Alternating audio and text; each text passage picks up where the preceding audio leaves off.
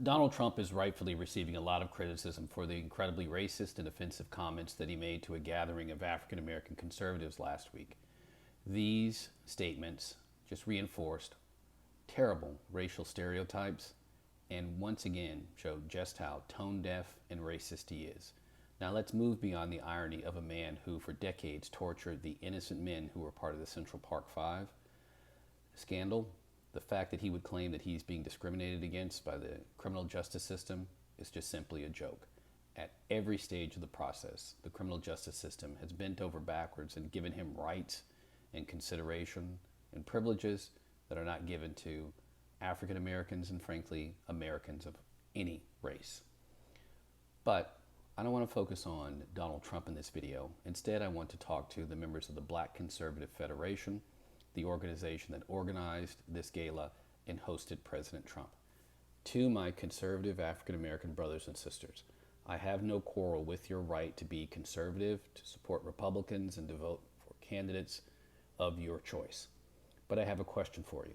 Where is your self-respect? Where is your dignity? The moment that he made these jokes, frankly after the first one, the light should have been turned off in the arena and you should have left. And you should have sent a signal to him that as a community, even if people align with us politically, we're not going to allow them to disrespect us this way. Do you think, let's engage in a thought experiment here, that Donald Trump would be able to appear before a gathering of Jewish American conservatives and make jokes of a similar nature? You know the answer to that is no. So if he can't do it there, why do we allow him to come into our organizations and our gatherings and make statements like this? You have to understand that the people who are watching this, it's not just African Americans, but it's members of other races, and particularly white conservatives. And deep down inside, let me tell you what they're saying behind your backs. They're saying, wow, if he can get away with saying something like that, then maybe I should start doing it. And that's why we've seen what a friend of mine has referred to as the Trump effect.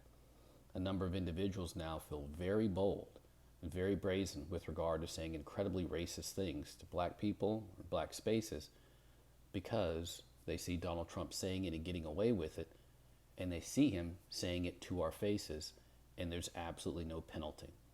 So while he certainly is getting the criticism that he deserves, I think it's time for us to look in the mirror and understand if we have questions and concerns from African American brothers and sisters about why you aren't represented higher levels in government and why people don't pay attention to you, you have to stop doing the Tim Scott.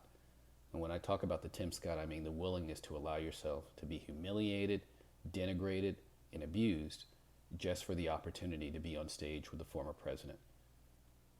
If you want power, you have to demand respect.